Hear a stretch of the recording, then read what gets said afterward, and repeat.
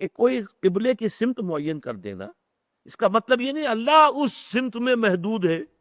بلکہ یہ تو تمہاری ہم آہنگی کے لیے، یکسانی کے لیے، یک رنگی کے لیے۔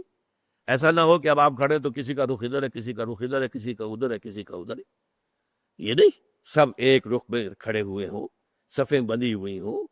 دیکھنے والا جو ہے کوئی شخص اگر آ جائے اچانک وہ بھی اس سے متاثر ہوتا ہے۔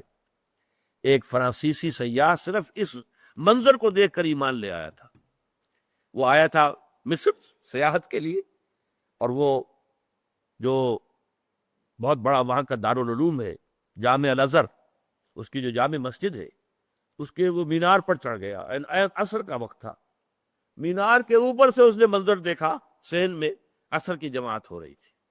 اب ایک امام کے پیچھے کھڑے ہیں، سیدھی سیدھی صفیں بندھی ہوئی ہیں، ایک امام کا کوشن ہے اور وہ جھک رہے ہیں، اور اسی طرف سے کوشن آئی ہے، وہ کھڑے ہو گئے ہیں۔ یہ منظر ایسا اس کے دل کے اوپر اس نے اثر کیا، وہ ایمان لے آیا کہ جس مذہب کی عبادت اتنی منظم، اس کے اندر یہ رنگ ہے، گویا کہ ملٹری پریڈ ہو رہی ہے، اس طرح کا انداز عبادت کا، ایک تو کلیکٹیو، انفرادی نہیں، اجتماعی، اجتماعیت کی اہمیت، اور پھر اس کے اندر وہ رنگ اور یکسانی، ہم رنگی دیکھ کر، تو اس طریقے سے تمہارے اندر یک رنگی پیدا کرنے کے لیے ایک رخ معین کر دیا۔ اس کا یہ مطلب نہیں اللہ اسی رخ میں ہے، للہ المشرق والمغرب، مشرق و مغرب سب اللہ کے لیے ہے، فَأَيْنَمَا تُوَلُّوا فَثَمَّ وَجْهُ اللَّهِ، جدھر بھی تم رخ کرو اللہ کا رخ ہے، شمال بھی اللہ کا، جنوب بھی اللہ کا، مشرق بھی اللہ کا، مغرب بھی اللہ کا۔ اللہ تعالیٰ کسی رخ میں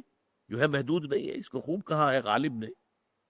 ہے پرے سرحد ادراک سے اپنا مسجود، قبلے کو اہل نظر قبلہ نما کہتے ہیں، یعنی ہم جسے سجدہ کر رہے ہیں کعبے کو سجدہ نہیں کرتے ہم، چاہے وہ لوگ جو مسجد حرام میں کھڑے ہو کر وہ وہاں پر صفیں باندھے ہوئے کعبے کے گرد کھڑے ہوئے ہیں، مسجود کعبہ نہیں ہے، معاذ اللہ، مسجود صرف اللہ ہے۔ اس لیے ہے پرے سرحد ادراک سے اپنا مسجود، مسجود ہمارا جو ہے وہ تو ادراک، ہمارے عقل اور فہم اور ہمارے تخیل اور تصور سے وراء الورا ثم وراء الورا ثم وراء الورا، ہے پرے سرحد ادراک سے اپنا مسجود،